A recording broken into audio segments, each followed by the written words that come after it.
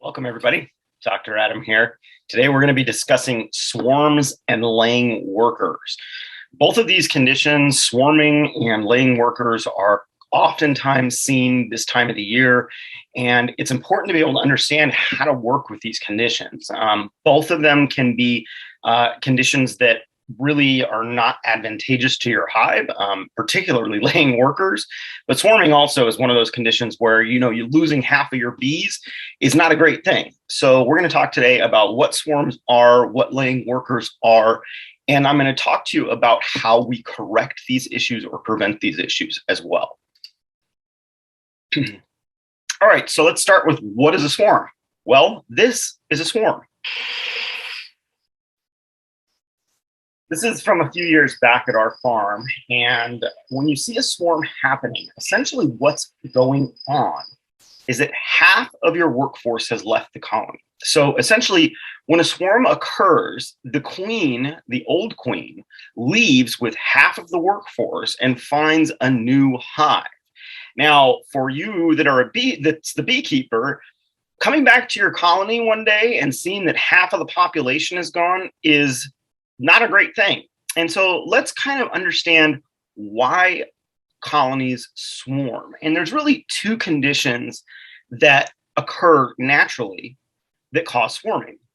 One is reproduction, which is the natural cycle of reproduction for this organism. And overcrowding is the other one. Now, reproduction is a natural process. Overcrowding is too, but overcrowding is something that we can, as beekeepers, can prevent. And so we need to understand that when we're dealing with these types of situations, that one of them is just a natural process. The other one's something that we can intervene with, but the reproduction process is also something that we can intervene with. And so in both of these situations, you can prevent yourself from losing half of your colony just by managing it correctly. So let's talk about reproduction first. Reproduction, like I said, is the natural process of reproduction for this organism. So when we think about honeybees, we don't normally, put them in the context of the single organism. Now we work with these little bees as a superorganism. And so when we're talking about reproduction at the colony level, that is reproduction of the superorganism. So in nature, colonies that are feral, they die. And this reproduction process at the colony level is how this organism replaces those lost colonies and continues to proliferate. This is a very risky behavior for this organism. It is one of the most risky times for a colony to be out in the wild without a hive to protect it. So although this is something that's natural, the process of swarming itself, leaving the colony, exposing yourself to the elements, is very risky. And so these behaviors are not just done willy-nilly. They're done for specific purposes, and reproduction is one of them. These are going to be your overwintered colonies that are going to be reproductive swarms. And the thing that you need to keep in mind is that when you come out of winter with an overwintered colony, these colonies grow rapidly. I mean, doubling, tripling in size in the matter of a few weeks. And so you have to be on your game at the beginning of the season to make sure that you are managing your colony appropriately. Now, one of the things that we do to manage early season swarms is spring splits. Spring splits and creating nukes are not just something that we do, but rather something we have to do. If you don't do a split on an overwintered colony, they're going to do it for you and by a swarm. So it's not really like you have a choice. I oftentimes will talk to beekeepers who tell me, oh, I've decided I'm not going to do a split this year. That's not really your choice. The colony is going to tell you if it needs to do a split or not. And that's basically by seeing it rapidly grow. If you're seeing a healthy colony come out of the winter and it's, more than, I'd say, 5 or 6 frames of bees, it's going to need to be split. Some smaller colonies that you get through the winter may not, but regular healthy colonies coming out of the winter, This is just a natural process. You have no say in whether they do this or not. You're just basically participating in the process by doing splits to prevent this behavior. Now, when do these swarms occur? These reproductive swarms occur? For us in Northern Michigan in the UP, it's typically a 2 to 6 week period, sometimes a little bit shorter. It all depends on the weather. And it's always going to be in late spring and early summer. Now, you can get swarms later on in the season, but they're not typically reproductive swarms. What those swarms are overcrowding swarms.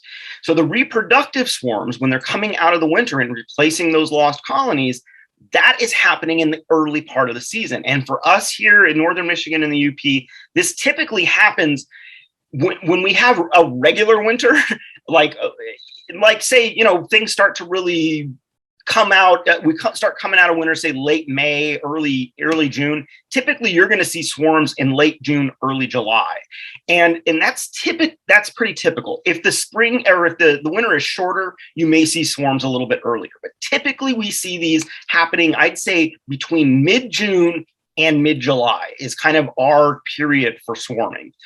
This is all climate dependent, like I said, and really it all depends on how long the winter is to make this happen. So it is a very quick process. And like I've said, throughout all of the instruction that we've been doing, beekeeping in the Northern Michigan and the Upper Peninsula is just very fast. Everything happens very rapidly, and you really have to be on your game in order to prevent things like swarming, like these reproductive swarms. When does this typically happen? So when this typically happens is usually it's a couple weeks after you start seeing abundant nectar and pollen, meaning that there's a lot of flowering resources out there. Once that starts to happen, it becomes safer for these bees to leave the colony. So a reproductive swarm is not just going to leave unless it's absolutely sure that there are resources in the landscape to support it while it's doing this risky behavior of swarming. A colony would never leave, or a swarm would never leave the colony if it was cold, if it was, if there was no food out in the landscape yet. Bees are smarter than that.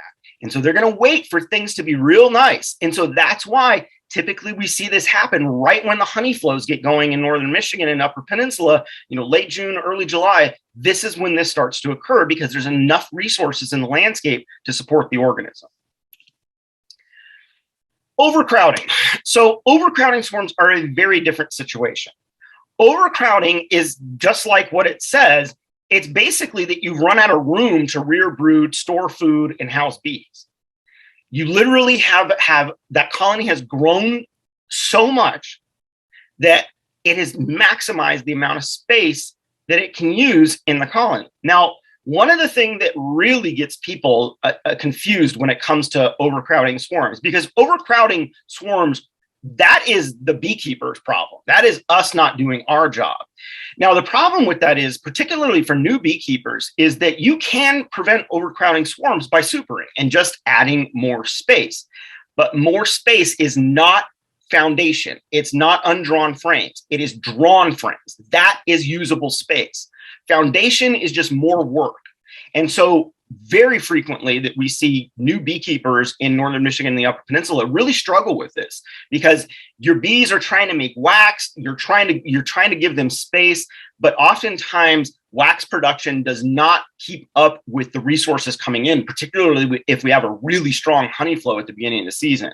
So you can get overcrowding in these new colonies very quickly and very frequently. I see folks here in Upper Peninsula and Northern Michigan that will have first-year colonies actually swarm because they don't have the drawn comb to meet that resource, the resources coming in when these bees are growing. And so you can oftentimes get yourself into a situation where you may have 5 frames of bees in a box, and they may have 3 or 4 drawn frames, but the rest of it's raw foundation. And you can get into a situation where that becomes an overcrowded swarm just because they don't have enough space.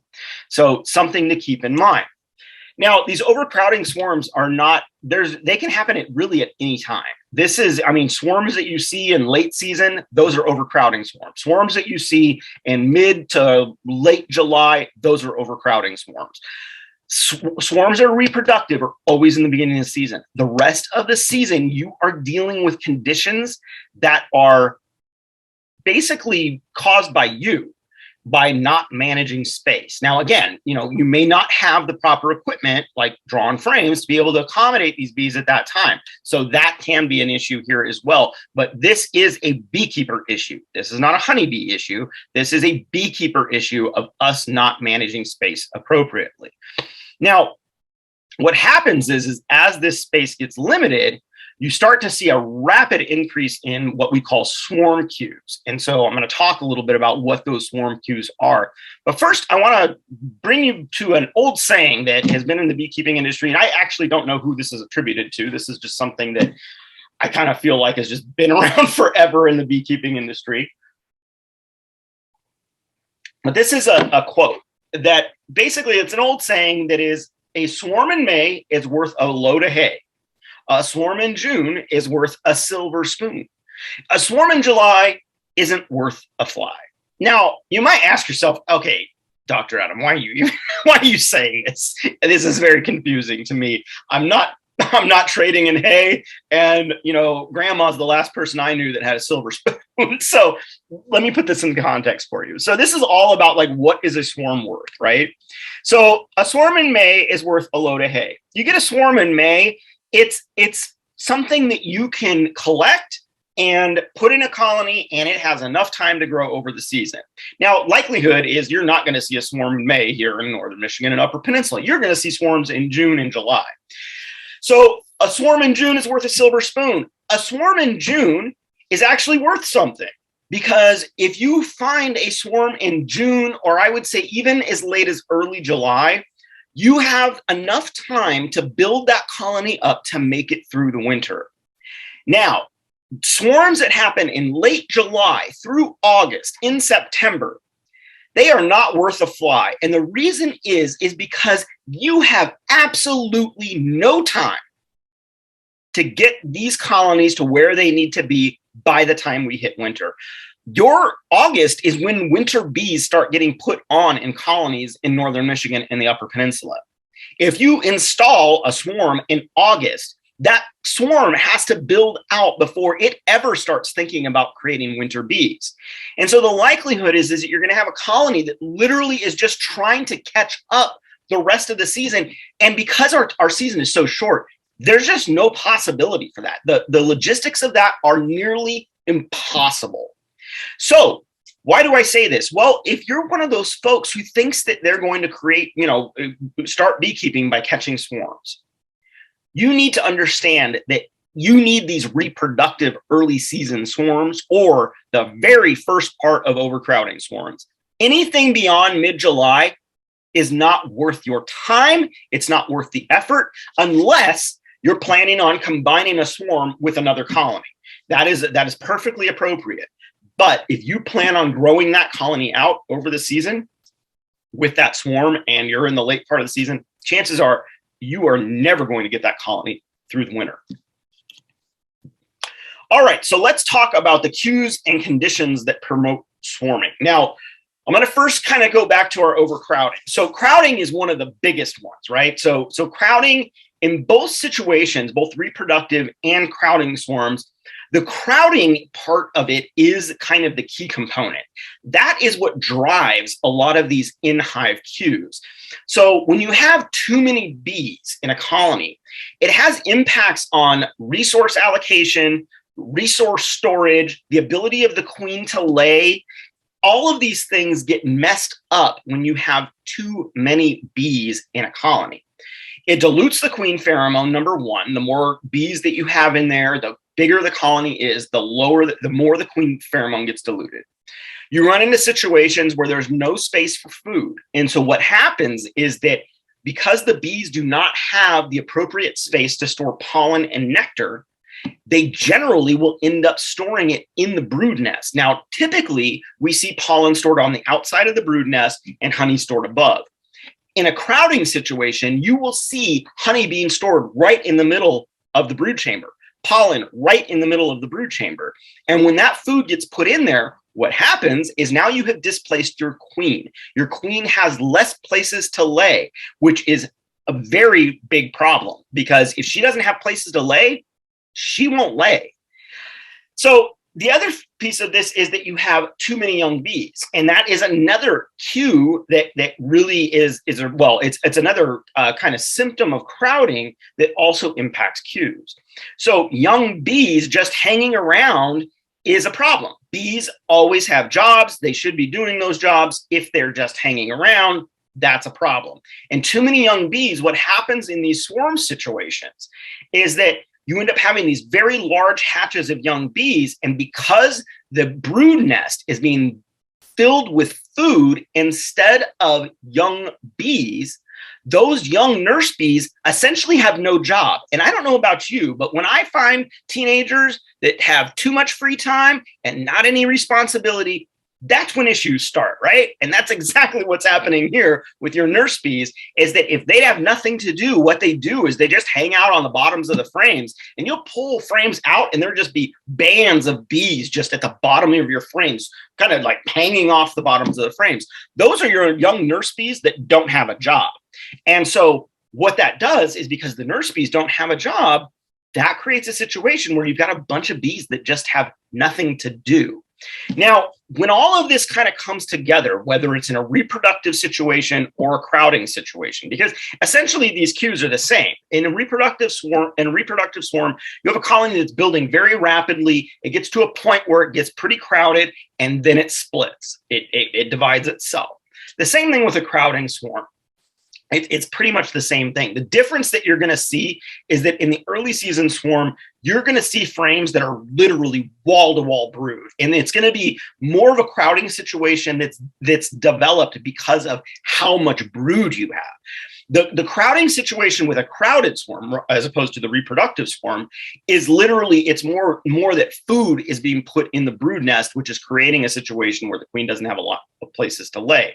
Also keep in mind, timing for bees to be raised in the Upper Peninsula in northern Michigan, we tend to see our peak bee production as far as the number of bees in your colony and how much that queen is laying, meaning that she's just laying like gangbusters right at the beginning of the season. But that tends to plateau right around the beginning of July, kind of through mid-July, is when you're going to see your peak population. Now, that is when you're going to see those wall-to-wall brood frames, and that's also when you can have reproductive swarms. When we get into crowding, again, it tends to be something that's more related to resource allocation and the ability to store resources in the appropriate places. And that's the problem with crowding, is that they're having to store things where they shouldn't be because they just don't have the space. Okay, this is a great diagram from Randy Oliver. And this really is, there's a lot going on here, but what I want you to focus on is the red circle that I have in here, which is right here. This is basically telling you what the cues are for different things that are happening in the colony. So, for example, you see supersedure here, you see drone production, you see winter bee production, you see foragers, middle-aged bees, nurse bees, the queen and brood, and this is all kind of like this diagram telling you how this all happens and what pheromones are key in all of these processes. Not just pheromones as well, but we have like vitellogenin in there, which is a glycolipid protein as well. So what do we look at when we're looking at swarm? What are the actual cues that cause swarming? Reproductive or crowded? Either one. Both these are the cues that cause both of these. Like I said, it's a little circumstantial as far as what is actually causing it. Again, reproductive, it's typically wall-to-wall brood, just too much brood being laid.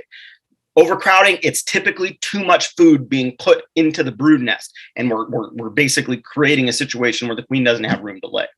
So when we get into those situations, what is happening from a pheromone level? Well, the first two things you can see here is that we see low queen pheromone and high brood pheromone. Those are very typical pheromone, those are regular pheromones that keep a lot of things in check. So for example, when you have high queen pheromone, that keeps the ovaries of the workers in check. Workers can lay eggs, and we're going to talk about that just here in a minute, but workers can lay eggs. They have the ability to do that, but they don't, because queen pheromone keeps those ovaries in check. So what we see in a swarming situation is we start to see queen pheromones start to decrease. That's also happening because When she gets ready to swarm with half of the colony, the queen, the old queen, she's going to shrink up. She can't fly when she is fully what we call gravid, meaning that she is like big and lank. She slims down, so she actually slows down egg production. So she stops laying eggs a little bit. That causes her to shrink up a little bit. That reduces your queen pheromone. We also see in these situations high brood pheromone. Brood pheromone comes directly from the brood. When brood pheromone is in very, very high amounts, that means that basically we're in a situation where things have been maximized as far as brood production in the colony. We've got just a lot of brood happening in there. That is another cue that is one of the causes of swarming.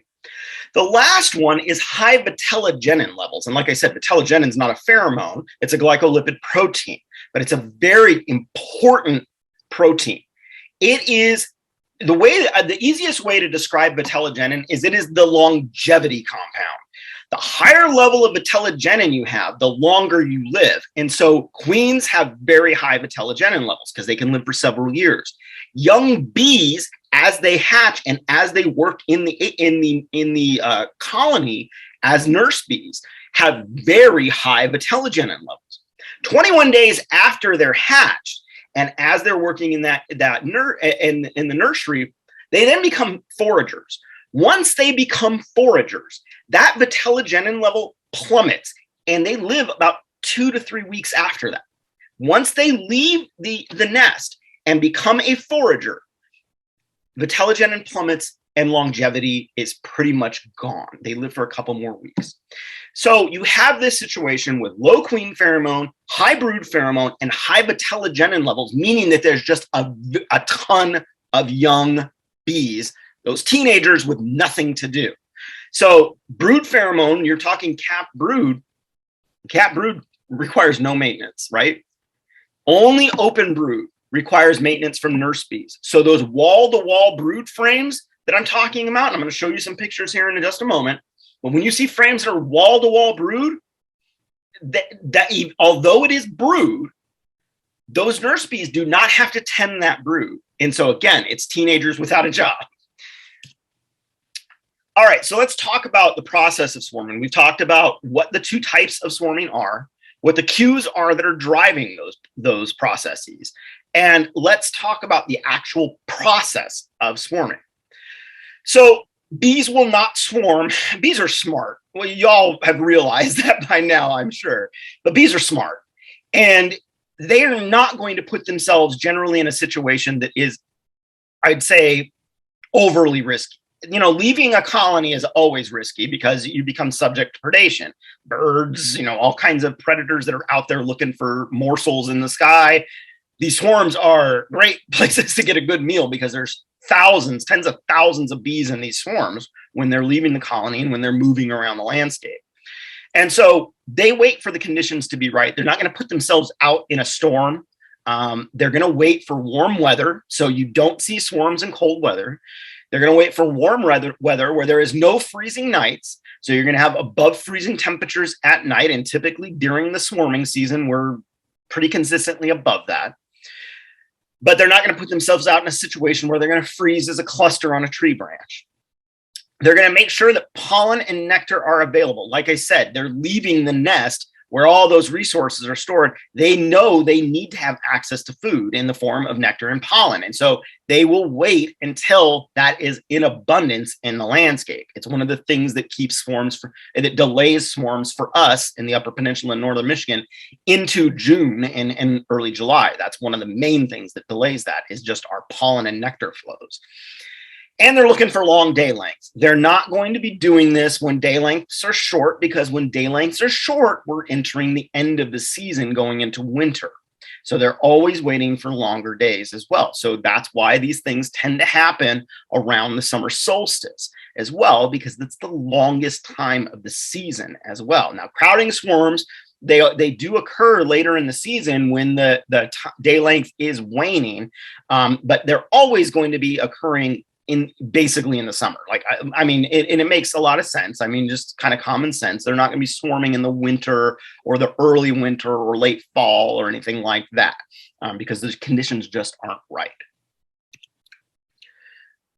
All right. So the two things that we see with the process of swarming is that we have a lot of nectar coming in and there's a lot of brood being put on. Now, the conditions that really start to drive this are like you see in this frame. There is literally nowhere on this frame to put anything until this brood hatches out. But when this brood frame hatches out, when you see frames like this is wall-to-wall brood. When you see frames like this, what you need to be thinking in your brain is you need to be thinking that within the next week, this whole thing is going to hatch. And I'm going to have thousands of more bees. And the likelihood is when you see stuff like this, it's not one frame. It's frame after frame after frame after frame of wall-to-wall brood. And so what that tells you is that in the next week, all of that's going to hatch. And you may have a colony that doubles in size at that time. And that's where we get into these space limitations, is when you have these colonies that are doubling in size very quickly, early part of the season, it just creates a situation where there's just not enough space for bees or for food. Now, always keep in mind that your bees want to put food above the cluster in the form of nectar. Pollen is always going to be incorporated on the outsides of the brood chamber, but nectar is, they want to store that above the brood chamber. And so that's one of the key things when you're thinking about the process of swarming, is that you're really running into lack of space in a lot of situations, in both situations, reproductive or overcrowding. You're running into a lack of space. And so what you need to keep in mind is that, and I said this earlier, you need to be adding space.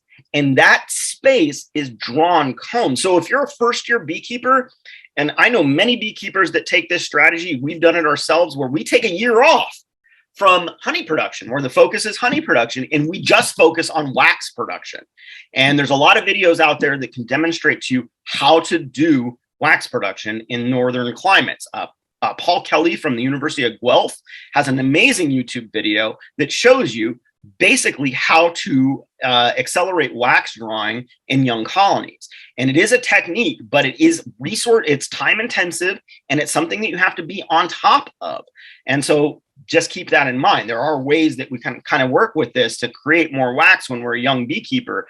But the thing is that you need space. That is what prevents this from happening. And oftentimes in my own apiary, when we start seeing the honey flow come on, we do splits, heavy splits. I will tell you that, heavy splits in May every season. And typically I'll take a box that maybe four boxes of bees, and I'll cut it down to one. Every colony, when we do splits, is cut down to one box of bees, and then we let it grow out. That's how we prevent overcrowding and reproductive swarms from wall-to-wall brood, is by cutting down those colonies tremendously when it comes to splits. It's a great technique to get you kind of ahead of things. What is the first thing that we see when we're talking about the process of swarming? Well, the wall-to-wall brood is your first cue. If you start to see that, you need to be thinking to yourself, this colony is going to be doubling and tripling in size very quickly, and I may run out of space. The second cue that we see, and this is typically with overcrowding, is backfilling. Backfilling is essentially the process of storing resources in the form of nectar and pollen in places where they don't belong. Now, you all should, at this point in time, realize that a brood frames can have nectar and pollen on it. And typically you have brood in the middle, surrounded by a band of pollen and honey on the outside when you have a brood frame that has those resources integrated into it.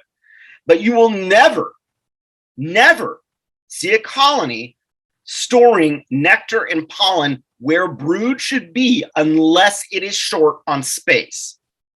And this picture shows you exactly what I'm talking about. This is a brood frame right here. You see this is a patch of brood right here. But when you look in between these capped cells, you see that there's this shiny material in these cells. That's nectar. That's nectar being stored in the brood nest where it's not supposed to be, because they don't have enough space to store it anywhere else. Now you see that there's some open cells up here on the top, but these have young larvae in them. So what happens is that this stage, you end up getting into this competition for space between the queen and the workers. You have a situation where brood's hatching, young brood's hatching, That opens up new spaces to store things. But oftentimes the workers, because they're so numerous and resources are coming in so quickly at this time of the year, oftentimes workers can outcompete the queen and get resources into those brood cells before she ever has a chance to lay in them. And that's where you get into a situation where your brood nest gets backfilled with honey or pollen. We call these conditions honey bound or pollen bound, where essentially you can run into a situation where you open up your brood nest, pull out a frame right in the middle of the brood nest, and it's entirely pollen.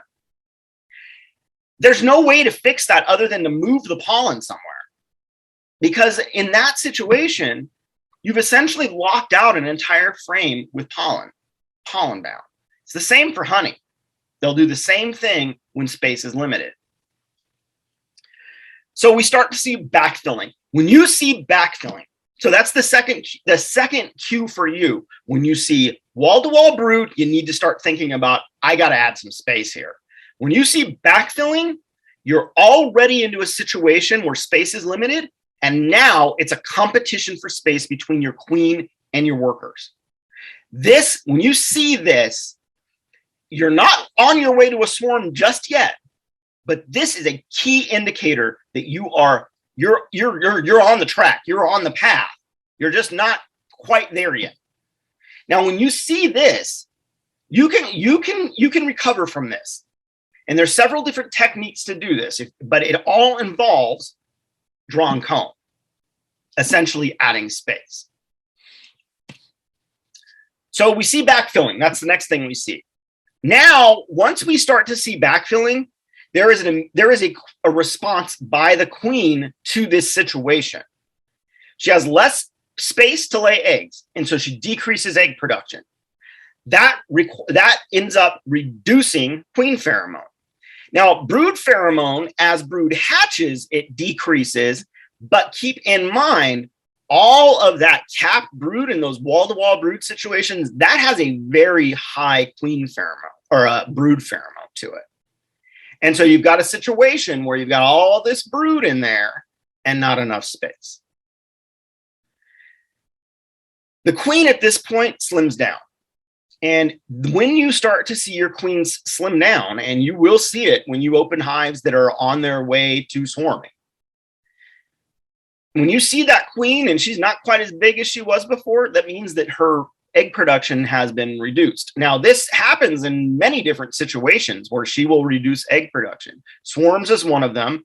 Not enough worker bees is another one. So if you have a low amount of nurse bees in your colony that can't take care of the nursery, she will reduce her egg production in response to that. So she is dynamic in her shift between egg production and high egg production and low egg production, but it's all based on the availability of space and a workforce. So we see our queen slim down at this point. The next thing that happens as she starts to slim down, because she's just not got enough space to lay, next thing we see is a big hatch of young bees. So we see all these young bees start to hatch, those wall-to-wall brood frames hatch out. There's little larvae to care for, because as brood's hatching out, you oftentimes have bees trying to store honey and pollen in those cells. So now we have little larvae to care for because we had all this brood hatch out, and now we're getting backfilled with stuff. So it's going to create a situation where there's even less space for the queen to lay. Those nurse bees get displaced, and where they hang out, and I said this earlier, they hang out on the lower portion of the frames, or like this picture you see here, where they're just like bearding on the front of the colony. They're just kind of hanging out everywhere. But these are active swarm bees. These are young bees without a job. And so these are going to be your active swarm bees. What they wait for is a perfect moment.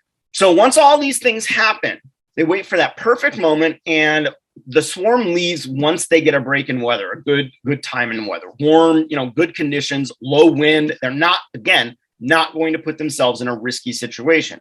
And typically swarms always happen in the middle of the day.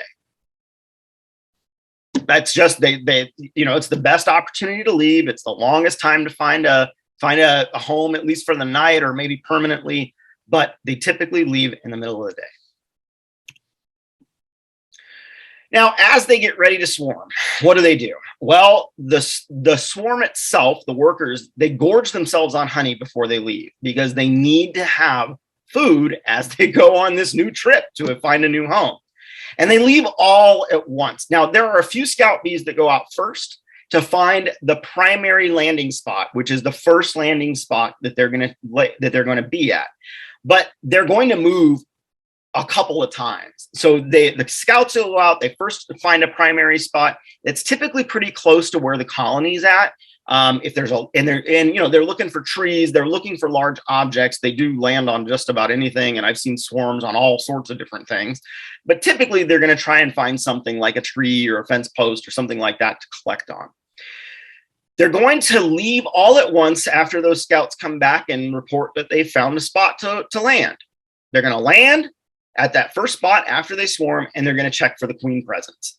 Once they determine that the queen is present, another set of scouts go back out and start to look for a permanent home. Now, they may move to another location before they find their permanent home, but essentially it's a relatively, I don't want to say it's a quick process, but it's a couple moves before they find that permanent home. Now, the thing I get asked a lot about, especially by folks that are interested in catching swarms, is are they safe? Now, people tend to freak out when they see like I showed you that video at the beginning where there's just a swarm of bees, tens of thousands of bees flying in an area. A lot of homeowners, a lot of folks just freak out when they see that because they think that there's all these venomous insects that are super dangerous.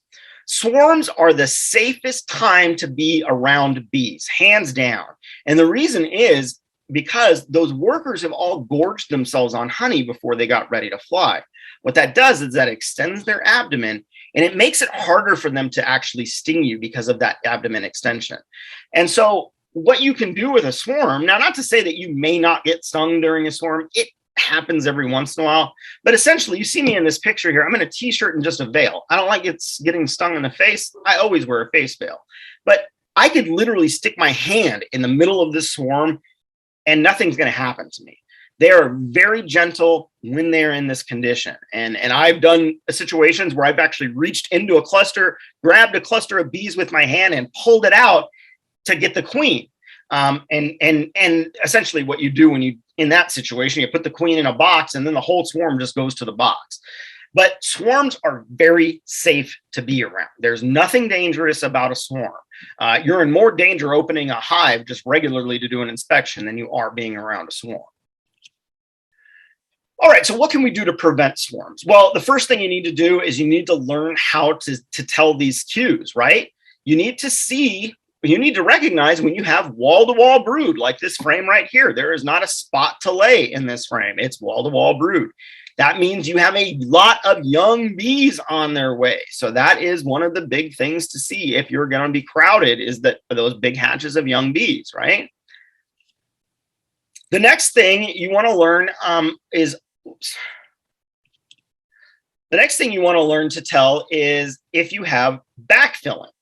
Now, I showed you that first picture that had nectar in there, but this picture has nectar and pollen. So you can see literally a bee is hatching right there. But what you also have, like this bee right here and this bee right here, these bees right here could be storing food in this area. And you can see here, that's nectar in those cells, but you also see pollen being stored in here as well. Now, the one thing I will tell you, if you get backfilling with nectar and it's not in a very heavy amount, bees will move nectar out of the brood nest when they have available space to store it. Pollen, on the other hand, will not be moved.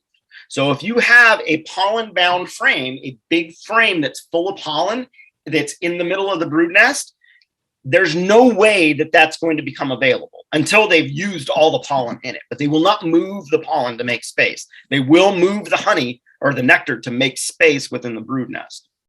But you need to be able to tell when you have a backfilling situation going on. And basically, you just see food in the place it shouldn't be. The other thing you need to learn how to tell is, do you have swarm cells? So this is, the swarm is on its way at this point. Now, the difference, the key characteristics between telling what type of queen cell you're dealing with, there's three types. There's emergency, supersedure, and swarm. Those are the 3 situations you are going to see queen cells. Emergency situations tend to be a couple queen cells. They're always on the faces of the frames because they're drawn out from existing eggs. When we have a queen that dies in an emergency situation, maybe you killed it, maybe she got smashed, whatever. When she dies in that situation, there's no way for them to actually lay eggs in queen cups. They only draw queen cells out from existing eggs or one-day-old larvae in an emergency situation. So they're always on the face of the frame, meaning where the comb is. And supersedure situations. You tend to see supersedure situations where they're replacing a queen that has been damaged or something. She's still in the colony, but something's wrong with her, and they're replacing her. In a supersedure situation, you tend to see, again, on the face of the frames. They can be on the bottoms of the frames like you see pictured here. But the key characteristic with supersedure is that you tend to see about, and this is not a hard number, but about a half a dozen or less queen cells.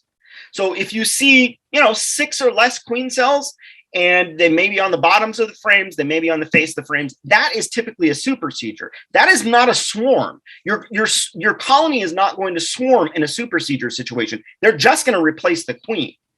And so you're going to end up having a little delay where you have, a time between your old queen and your new queen getting mated. But that's not a swarm.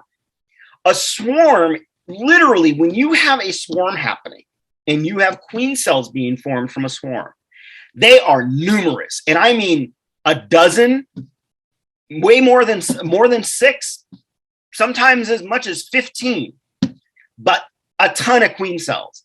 And they typically are on the bottoms of the frames as opposed to the face of the frame. Now, you can have some on the faces, but you're going to see a lot on the bottoms of the frames, just like you see pictured here.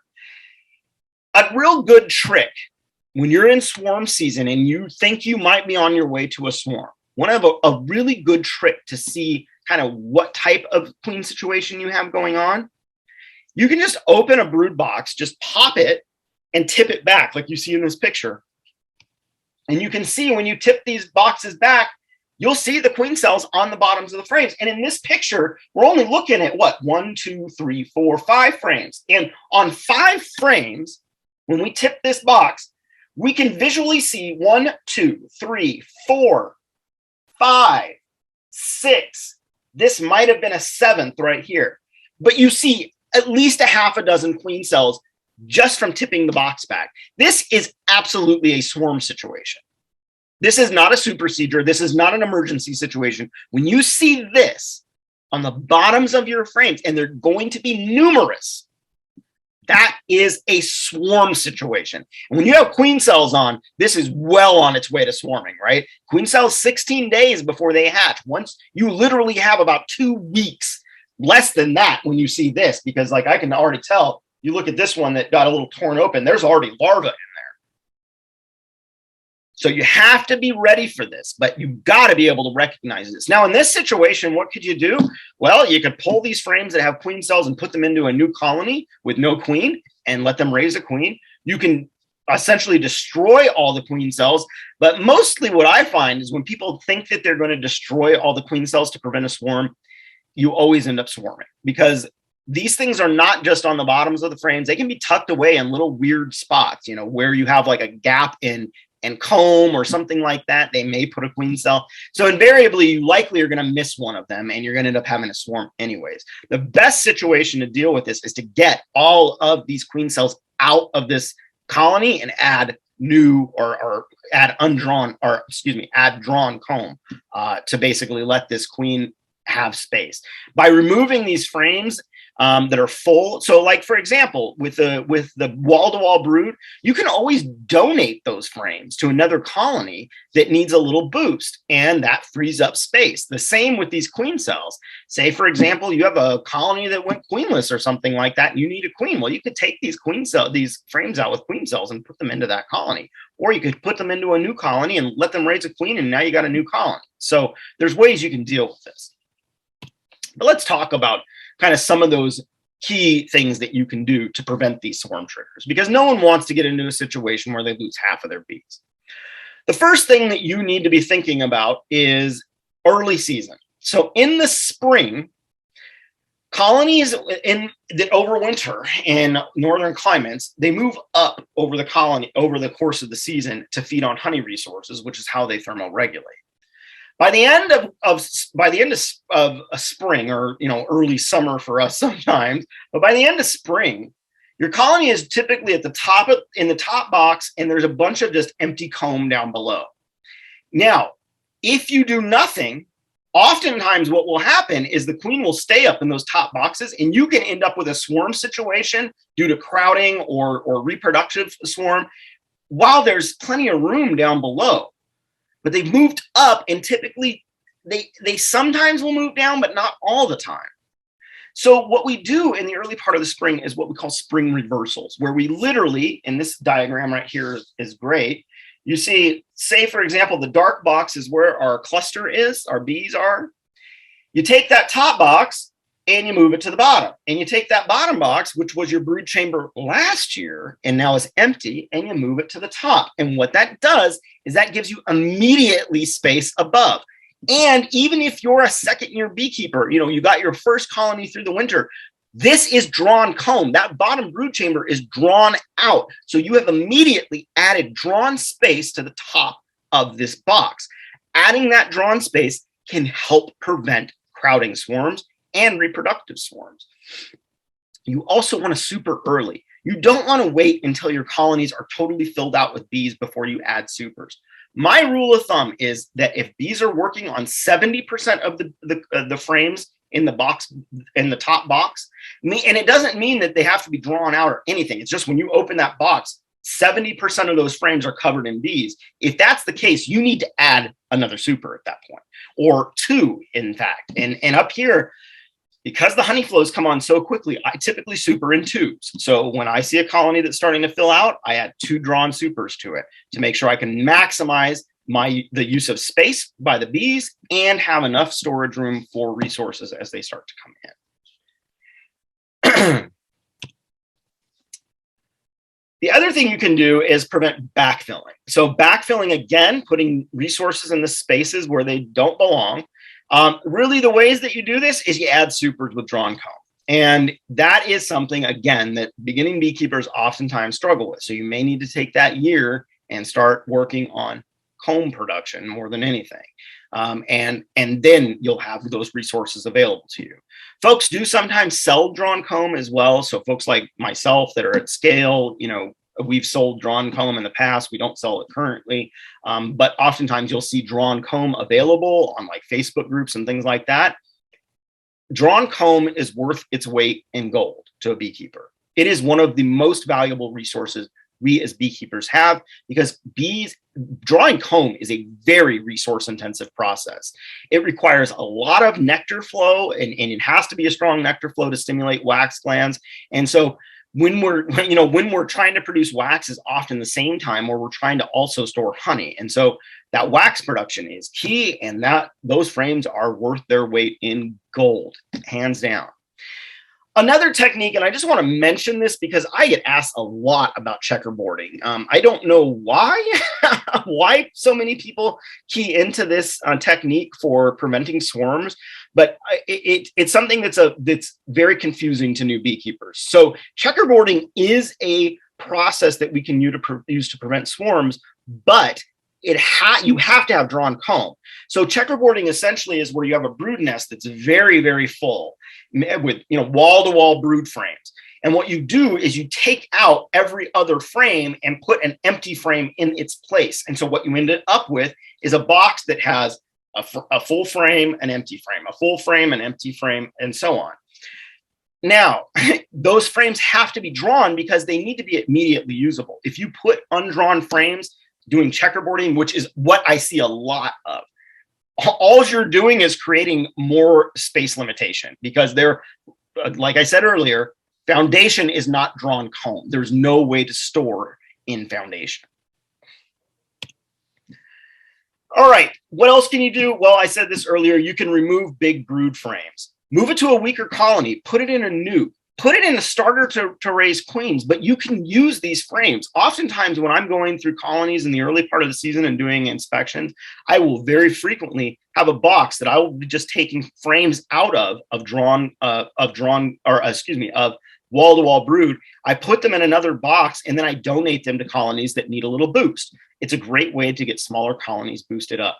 Like I said, you can also create a nuke off of these, let them raise a queen, something like that. But that is a way to get these out of there. Moving brood frames out is a very good technique for getting space available and for boosting up other colonies.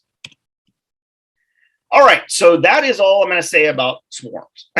There's a lot there, and there's a lot more to it as well. So you're getting a preview of what that looks like. Let's talk about laying workers. Laying workers is a situation that a lot of folks get themselves into. And essentially what it is it's when a queen has died and you have not noticed it. What happens is that, queens can die for all sorts of different reasons. She can die on a mating flight. You were raising a queen, and typically about 80% of the time on a mating flight, a queen will come back. But that 20% of the time, she is taken out by a predator out in the landscape and never comes back. If she does not come back from a mating flight, your colony does not have an ability to raise a queen, because the only way they can raise a queen in the absence of a queen is with an egg or one-day-old larva. Once you're past one-day-old larva, there is no way to raise that larva into a queen. So if you have a queen that was on a mating flight, meaning that you did not have a laying queen to begin with, she's out there on a mating flight. If she doesn't come back, there is absolutely no way to raise a queen. The other time that this typically happens is beekeeper error. You have to be very careful when you handle your queens, when you're handling your colonies, and you have to move through them appropriately. Remember, we need to start at the edges and move our way into the brood chamber. You always start at frame 1 or 10 or 9, but your end frames, you always start at your end frames and move your way in when you're doing inspections. And the reason is because your queen is typically in the middle. You do not want to be pulling frames out that are tight, those first frames you pull out, when you might have a queen in there, because you could roll her, kill her very easily. And so this is a very serious condition, because in these conditions, you have a situation where a colony is queenless. Now, with the beekeeper error, if there was eggs or larvae, they can raise a queen from that. That is an emergency queen situation, so they may raise emergency queen cells. But in the virgin situation, there's no way they can do that. But in both of these situations, the queen has died. And if it's not rectified by either adding a queen or a queen being raised, if it's not rectified very quickly, and this is a process that happens within hours, they realize that there is not a queen in the colony. And once that happens, though, the queen pheromone is gone, and brood pheromone is rapidly decreasing because there's no more brood being put on. So in that situation, you have queen pheromone plummeting, brood pheromone plummeting. What happens? Well, when that happens, you are in a hopelessly queenless situation. And that's what laying workers are. It's a hopelessly queenless situation. So in that situation, you have no eggs or young enough larvae to raise a queen. The colony starts to become very stressed because it has no queen. And with no queen pheromone present, those worker ovaries start to develop. The queen pheromone is what keeps those ovaries in check. And once those workers the ovaries start to develop, they have the ability to lay eggs. Now, a laying worker situation is not one laying worker. And I've had people tell me, oh, well, if I have a laying worker, I just dump all my bees out in front of the colony and I look through them and I look for the fattest bee in there, the fattest worker in there, and that's my laying worker. That is hogwash. You have dozens of laying workers in these situations. And that is something you have to understand, is that once this happens, you have all these workers that are laying that are now putting eggs into cells. The thing here is that once that happens, there is no way to recover from this. Pure and simple. You could throw a new queen in there every single day and they're just going to kill it, because those workers' ovaries are now developed and they are the ones that are laying.